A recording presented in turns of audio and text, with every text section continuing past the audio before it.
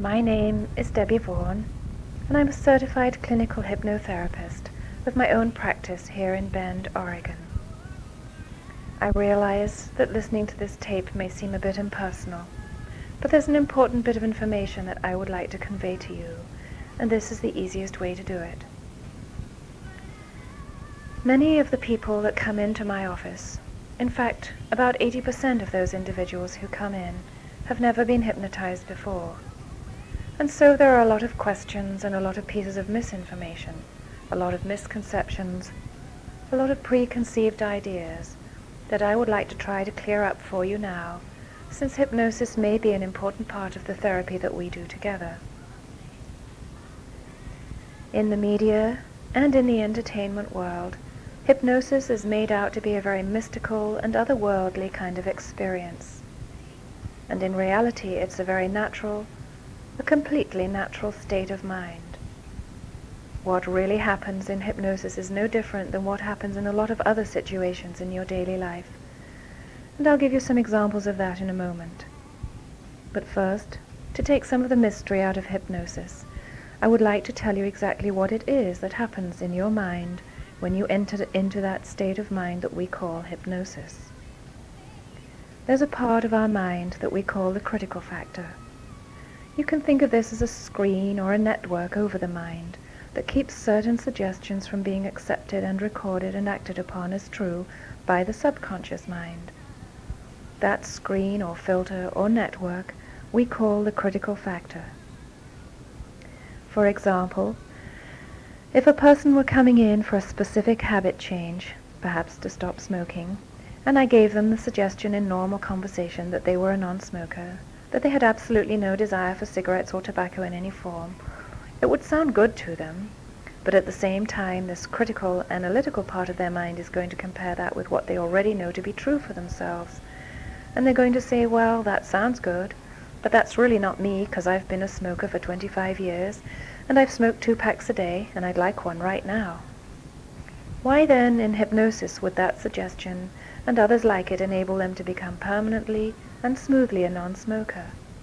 Simply because this critical factor becomes very inactive when you enter into the state of mind that we call hypnosis.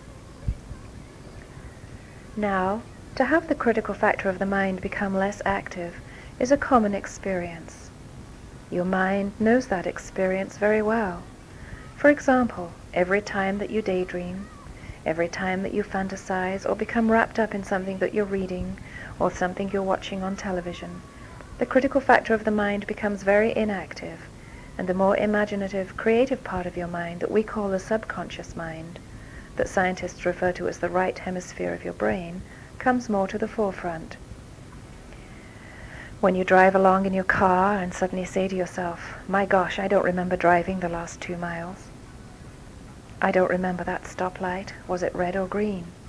That's another time, another example of when the critical factor of your mind has become less active. Obviously, you're still present, conscious, aware, and knew how to stay in the correct lane and signal and look in your rearview mirror and do all those things you needed to do to be a safe driver. But at the same time, you were off thinking about other things as well. When you go to a movie, and let's say it's a sad movie, and you feel the emotions coming up, perhaps even the tears are flowing or feeling like they want to. During that time, the critical factor of your mind is very, very inactive. If it were to become extremely active, it would ruin the experience for you. You'd be bombarded with thoughts like, why are you crying? This woman isn't dead. You saw her on Phil Donahue this morning. You've seen her 11 times on her own television show. But that doesn't happen to us to any great degree. Now we know that it's just a movie. That's because the critical factor never disappears entirely.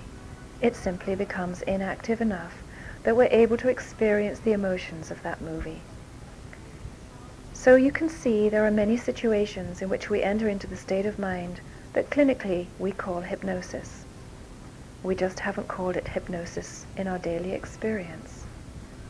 There are many other ways or thoughts or forms of hypnosis, many things that you may have heard about, such as meditation, neuro-linguistic programming, and so on, are all forms of hypnosis. One of the great misconceptions about hypnosis is that somehow you'll be asleep, unaware, and unconscious during the time that you're hypnotized. However, nothing could be further from the truth. In fact, your hearing is many times more acute in hypnosis than at any other time. If you hear things going on around you in the other room, like typing or a telephone being answered, you would certainly hear those during the time that you're hypnotized.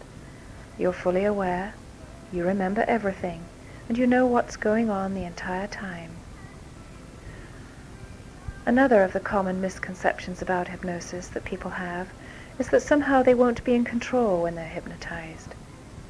And that can start very early on in life as a misconception. For instance, you could be sitting around with your parents when you're 5 or 6 years old, and perhaps they were lamenting the fact that the preacher ran off with Mrs. Jones, for example, and your mother says, "Well, that woman just has him hypnotized." You don't know what that means at that age, but you know it's not good. And then later on you hear a few songs about how those hypnotic eyes made me lose my mind, and then you see a movie or two about somebody becoming a zombie and stealing the crown jewels.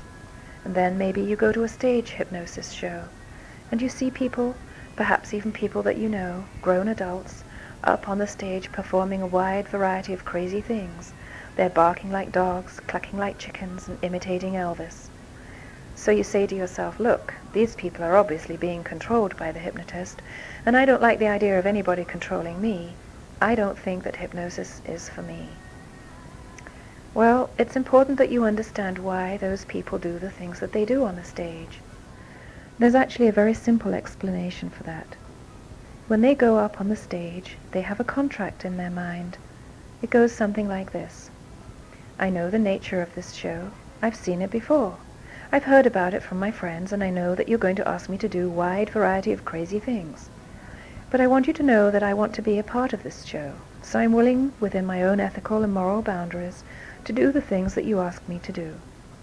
Well, with that contract in mind, which is admittedly rather broad, when they're asked to do something like dancing around and imitating Elvis Presley, while it isn't something they would ordinarily do on a Saturday night in front of a group of people, it does fall within that range of expected behaviors, the things they thought they'd be asked to do, and thus they will perform them. Now, the stage hypnotist sees his job apparently as to push the limits, the ethical boundaries, to get the most interesting show that he can get. In doing so, he's going to cross over someone's ethical boundaries, and that particular person is simply not going to respond to the suggestion, nor perform what it is they were asked to do. Yet the person next to them will, because they have a different set of boundaries. That's part of why the hypnotist has a group on the stage, so that he won't look like a failure or a fool, because at least someone will perform the suggestions. If we took the most responsive person off that stage, the absolute star of the show, and we brought them to my office for some clinical purpose, and we gave them the suggestions that they had responded to on the stage beautifully only a week before, in the office setting, there's nothing that I could do to get them to respond to that suggestion, because they have a completely different contract in mind with me, and it's much, much narrower in scope. They expect, and rightly so, that all of the suggestions that I give them to have to do with one and only one thing, and that is whatever it is that they're here for, and whatever it is that they have contracted to work with me on. Now, if I were to give them a suggestion that they had no expectation of, something that didn't fit at all for what it was that we were working on together, one of two things would happen. First, either they simply wouldn't respond to the suggestions, or second, they're going to open their eyes, look over at me, and ask me what in the world I'm talking about. It's very important for you to understand that in hypnosis you are not a blank slate. You will not accept just any suggestion that's given to you. You will only accept suggestions that you deem to be in your best interest, that you deem to be within the context of what it is we are working on. So, all fantastic stories aside, know that you are fully in control when you experience hypnosis, and it's a wonderfully relaxing experience. So now, let me tell you briefly what it requires of you in order to experience hypnosis. Basically, It requires you to recognize that it's a completely natural state of mind.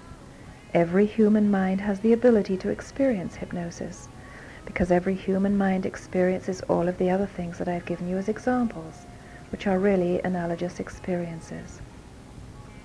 So we're not looking for an ability that only a few people have. Technically speaking, there's no such thing as a person who cannot experience hypnosis, who cannot be hypnotized. There are just two barriers to hypnosis. One is fear, and the other is resistance. And there are some people who will not allow themselves to experience hypnosis in a certain situation. Generally, that's because they're not comfortable with the person they're working with, which makes them resistant. Or even more commonly, that they still have a lot of misconceptions about hypnosis that hopefully we're clearing up for you now by listening to this tape and by talking more with me later. One of the things that it requires from you is to follow a simple set of directions. They're very simple, much like if you were out in the woods and you went up to a ranger to find the way to a beautiful lake that you really wanted to see. It would require that you follow the directions that you were given by that ranger or guide. If you did, there's nothing that would prevent you from reaching the place just like that. But if for some reason you decided not to follow the instructions, what can that guide do? They can't follow you to the lake. Well, it's the same thing in hypnosis. I have no special power to jump inside your mind and make you experience hypnosis. The power of hypnosis lies within your own mind. It's simply that you don't know how to reach that state of mind whenever you want to, so you need a guide. And that's where my expertise lies initially, for you. I will give you the directions that if you follow exactly as I give them to you, there's no reason in the world for you not to reach that state of mind we call hypnosis. Very simply, very easily, and very, very quickly. If I have 40 people in my office who have never been hypnotized before, 39 of them will follow those directions and reach that state of mind just like that, because it's a natural state of mind and because everyone has the ability to do it. But what went on with the 40th person? Well, they let some fear come in. Probably a fear of loss of control. And that person I have to send home and simply say to them, I'm sorry, I can't help you in hypnosis because you're inhibiting your response to such a degree that we just can't get a workable level of hypnosis. We don't need a deep state of hypnosis at all in order to have good therapeutic value. Nothing nearly as deep as is required to put out an interesting stage show, for instance. But we do need an adequate or workable level of hypnosis. Now that 40th person who I send home will go home that evening. They'll flip on the television. They'll become engrossed in an old rerun of something. And as they become more and more involved in it, the critical factor of their mind will fade right down to where it's not very active at all. And they'll be virtually in that same state of mind that I wanted them to be in at my office 4 hours earlier that day. But that's called television. And they don't have any preconceived ideas about that. And they do have a whole busload of preconceived ideas about hypnosis. So, setting aside your preconceived ideas and realizing that hypnosis is a fully natural and aware state that feels much like that gray area between waking and sleeping, where you're so peaceful and yet you know exactly where you are and what's going on, will help you a tremendous amount. Now, exactly how we use hypnosis to accomplish what it is that you've come to see me about, we'll discuss a little later on.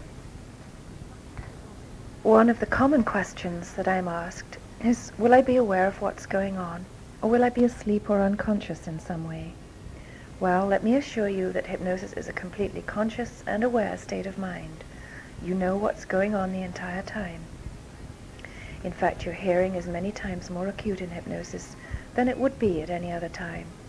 So if you hear some sounds around you, a phone ringing, or a vehicle going by outside, or people talking, that's exactly as it should be. That's the natural state of mind that we call hypnosis. People appear as though they're asleep when they're hypnotized.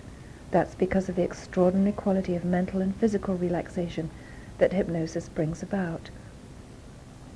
But as I've mentioned before, you will know where you are, You'll hear every word that I'm saying to you, and you'll remember everything that I have said after I've finished. As I've said, the state of mind that we call hypnosis is a completely natural and normal state of mind, although in the media and the entertainment world it's made out to be something very otherworldly and mystical. In reality, it's a state of mind that you and I and every other human being have experienced many, many times in our lives. In fact, I'm sure that you've already experienced it many times today. I'll tell you what it is that happens in hypnosis so that you'll know exactly what goes on in the mind. As I said before, there's a part of our mind that we call the critical factor. This is the kind of screen or filter over your mind, and it keeps certain things from being accepted into the subconscious mind. For example, if I said to you in the normal course of conversation that you're a non-smoker and you have absolutely no desire for cigarettes or tobacco in any form, it sounds good to you because you're committed to becoming a non-smoker. But at the same time, this critical factor of your mind compares that statement with what you already know to be true for you. And that is that perhaps you've already been a smoker for many years, perhaps even the majority of your life. And it thus decides not to accept that statement as true.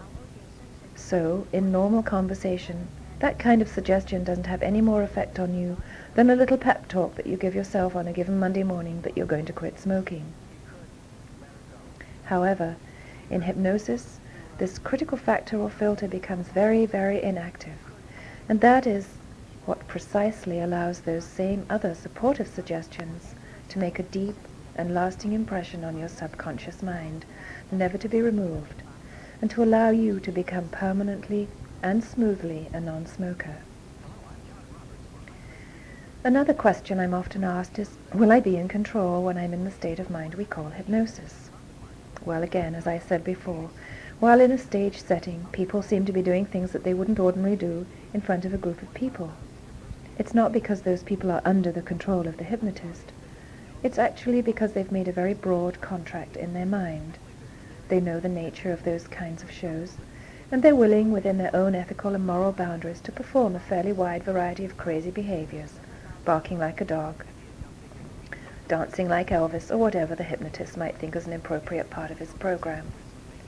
But again, as I said, if we were to take the star of one of those shows off the stage and bring them to my office to stop smoking, in this setting, there's not a thing I could do to get them to respond to the same suggestions of barking like a dog. Again, because they have a totally different contract with me in their mind, and rightfully so. They expect each and every one of the suggestions that I give them to have to do with one and only one thing, and that is to stop smoking. So now, I'd like to tell you a little bit about how the hypnosis is going to accomplish that for you, and how you're going to be calm and remain smoothly and permanently a non-smoker. You should know that smoke goes into your throat at 140 degrees Fahrenheit. That is very hot. That burns.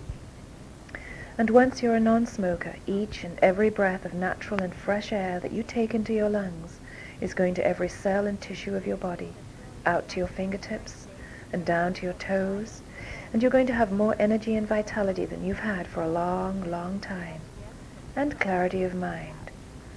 You're really going to be adding life to your living, and living to your life as a non-smoker. The hypnosis will help you to make that transition to that world of being a non-smoker. One of the first things that we'll do together is to help you enter into the state of hypnosis. This is a very natural and very easy process, and by following the simple directions that I give you, you'll be able to relax and experience that wonderful feeling that you'll come to enjoy so much. I'll have you take a series of 3 deep breaths, and with each and every breath, I'll be instructing you to relax your body and your mind more and more completely. I check very carefully to see the external signs of relaxation in hypnosis that I need to see, and you can be assured that I never proceed with any therapeutic suggestions until I know that you have a perfectly adequate level of hypnosis in order to be successful. In order to be successful with this program, it requires from you a strong personal commitment to becoming a non-smoker.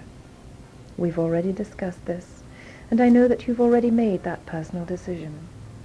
The hypnosis will make it much, much easier for you to be able to keep that commitment, to be successful and feel successful about your new life as a non-smoker.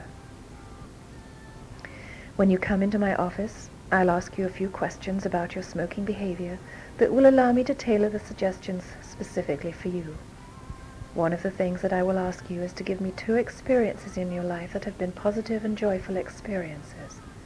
It doesn't matter how simple they are or how far back they are.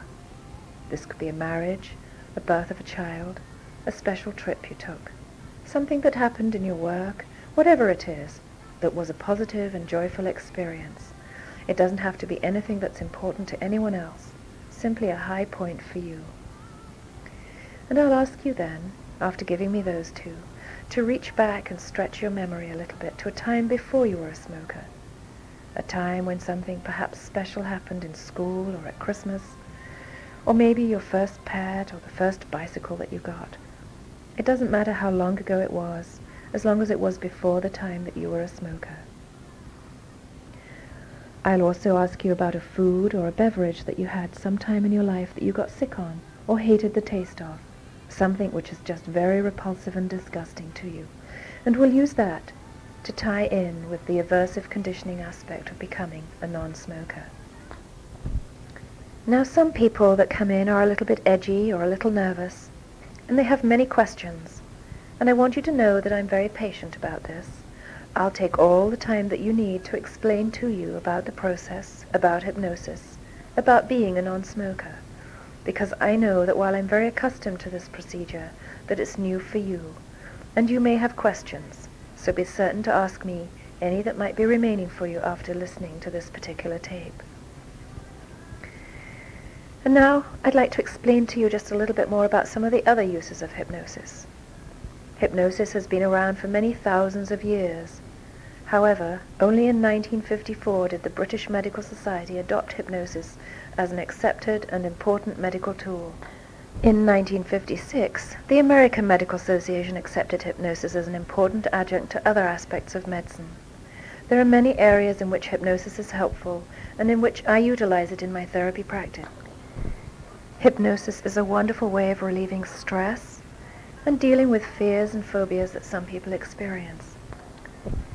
Hypnosis is also a very effective and wonderful way of helping people deal with pain, physical or mental. It's also useful for helping people enhance their particular sport, and of course in smoking and weight loss, and help in the areas of sleep disorder, study habits, memory retention, self-esteem and self-confidence. Hypnosis is one of the most powerful tools available to allow you to make the changes that are important to you. Each hemisphere of our brain has a particular function, and this was only recognized in recent years. But we now know that for most individuals, the left hemisphere of the brain is the more analytical, mathematical part of our mind, and that the right part of our brain is the part that we use when we're being more creative, when we're experiencing our emotions, when we're more on the feeling side of our life. It's also that part of the brain, the right hemisphere of the brain, which is more active in hypnosis.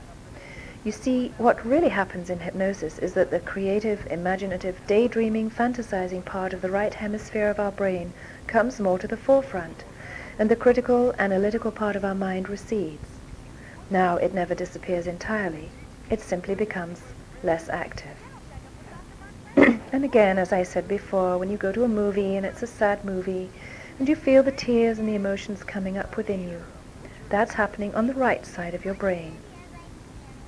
And if your partner at the movie were to tap you on the shoulder and ask if you'd like something from the snack bar, you immediately flip over to the left hemisphere of your brain, discuss the decision with them. And then, when you're immediately right back in the movie enjoying the feelings again. We enter into and out of those functions of the right hemisphere of our brain every day of our lives in many, many different situations, and that's just how easy it is to enter into the state of hypnosis. The experience of going to a movie is just one of those examples of times when the critical, analytical part of our mind is less active. Whenever we daydream, whenever we're wrapped up in a television show or something we're reading, or whenever we drive along in the car and suddenly say to ourselves, I don't remember driving the last mile and a half. Those are all examples of times when you've been in exactly the same state of mind that clinically we call hypnosis. It's just that it's not called hypnosis in other situations. And when we think about the word hypnosis, we often have a lot of misconceptions and preconceived ideas. And now when you're being hypnotized, it's important that you don't have a lot of these preconceived ideas. First of all, if you've never been hypnotized before, I want you to know that it's an experience that you're going to enjoy very, very much. You're going to want to experience it time and time again because it's so wonderfully relaxing. You'll be aware of what's going on the entire time. You might hear the phone ring, hear someone answer it in the other room. You may hear a vehicle go by outside or other signs of activity or sounds of the environment. Hearing all of that is natural. That's the state of mind we call hypnosis. And you're so relaxed that nothing bothers or distracts you in any way. Actually, when you're enjoying that quality of relaxation that we call hypnosis, it's almost as though two parts of our minds are functioning at one and the same time. The pictures that I'm painting for you in hypnosis are very real and very enjoyable. At the same time, you'll be fully aware of what it is that we're doing and why it is that you're in my office. Once I've helped you reach that state of relaxation called hypnosis, I'll have you imagine that you're coming down a beautiful staircase. And when I bring you down those gently sloping stairs, you'll feel yourself relaxing more and more completely to an even deeper and healthier level of mind and body, and you'll enjoy that very much. When you reach the final step, you're going to be in the most beautiful, peaceful, safe and relaxing place that you can imagine. Some people are very visual and will literally see this in their mind's eye. Others can simply imagine it in any way that comes to them. It doesn't matter if you see it or not. So I'm going to ask you to choose a place like that. And here's a little hint about choosing that place. Please don't search all over the world in your mind for the most beautiful place that you could ever possibly imagine. Just take the first or second place that comes into your mind. And I'll ask you to just lift your finger and let me know when you're there in your mind. While you're there, you'll encounter a wonderful sense of relaxation. You'll enjoy it very much, and I'll help you to be able to bring up that feeling of relaxation and comfort any time that you need it after you've left my office, in order to help you remain smoothly and comfortably in control of your mind and your body as a non-smoker. I will not rush you at any time during the hypnosis session. It's a relaxing experience, and you're going to enjoy it very, very much.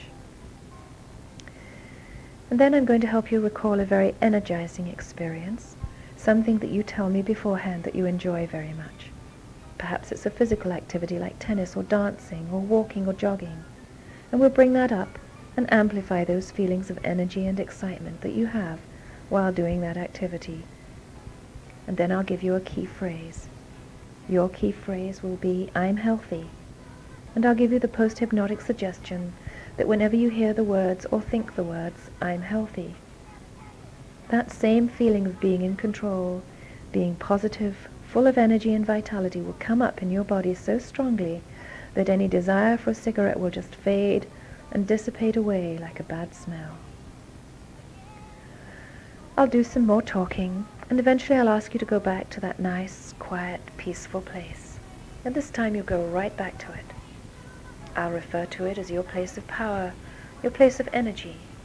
And while you're enjoying and experiencing that so strongly, I'll ask you to take a deep breath all the way in and exhale. And as you exhale, I'll instruct you to bring your thumb and forefinger together on your left hand and just rub them gently together. And from that point on, that will be a very special anchor for you, a special technique, a so-called post-hypnotic suggestion that will bring up those same peaceful and relaxed feelings for you whenever you need them. And believe me, it's a real stress reliever. It helps a tremendous amount. The procedure will then continue with a little more talking and discussing about letting you picture yourself in many comfortable and positive experiences, and also to be around areas and situations where you used to smoke, and to bring those wonderful and relaxing feelings into those situations as well. Eventually I'll count from 1 to 5, And at the count of 5, you'll open your eyes with energy and vitality, feeling as good as if you'd had 1 or 2 hours of deep, refreshing, relaxing, and energizing sleep. Now, in order for this to be successful, there are 4 things that I need from you, and I'd like to tell you about those right now. First of all, I need you to stay in your body. And no, I don't mean anything strange or weird by that. It doesn't mean you're going to be flying around the room. What I mean is that there are 2 ways to visualize something. For example, if I'm having you visualize yourself sitting in your car, one way to do it is to be supposedly out of your body, separate from it, seeing yourself over there, because you know what you look like and you know what your car looks like. But I need you to imagine being in the car, looking out through your own eyes, through the windshield and down the hood. It's much easier to get emotions for you in the hypnosis if you're in your own body, looking out through your own eyes as much as possible when you picture things. Another thing I need from you is just to relax. After all, it's all going to be on tape for you, so there's no pressure to remember anything. Just sit back and relax, and let me take care of you for that period of time. Thirdly, now it's possible that you might need to scratch somewhere, or you may need to cough or move around to make yourself more comfortable. Please don't hesitate to do so. It won't interfere with the hypnosis at all, and it's much better for you to go ahead and scratch your forehead than to lie there thinking about it instead of concentrating on the sound of my voice. Fourthly, your mind is going to leave the room from time to time. That's the natural process of the mind to drift sometimes. Don't worry about that. It's natural, it's normal, and it's not a problem. All you have to do, at the point that you notice that your mind has been wandering and you've been thinking about something else, is to say silently to yourself, "Thank you, mind. I want to listen to Debbie." And that'll help you regain control over that temporarily active part of the left hemisphere of your brain, and to come back to paying attention to the sound of my voice. "Thank you, mind. I want to listen to Debbie." And now you can do that in other situations as well. Perhaps reading a book, and you realize that you've been reading the same paragraph several times, and your mind has been drifting. So you simply repeat silently over to yourself in your own mind the words, "Thank you, mind. I want to finish this chapter." You may have to do it several times, but it allows you to take control of your mind and concentrate on what it is that you want to accomplish at the time. The entire procedure is going to be a very natural, normal, and comfortable one, and you're going to enjoy it very, very much. You're now getting ready to become a non-smoker, to enjoy your life as a non-smoker, to be free, no longer a slave, but in charge of what you put into your body, and you're going to enjoy that. You're going to be proud of your accomplishments and your ability to free yourself from an addictive and unhealthy habit, now that you've made the decision to become a non-smoker. I am a certified clinical hypnotherapist with diplomas as a master hypnotist and as an advanced hypnotherapist. I work in many different fields, smoking being only one of them. But I do have special education as a stop-smoking specialist. I've been in private practice for 7 years.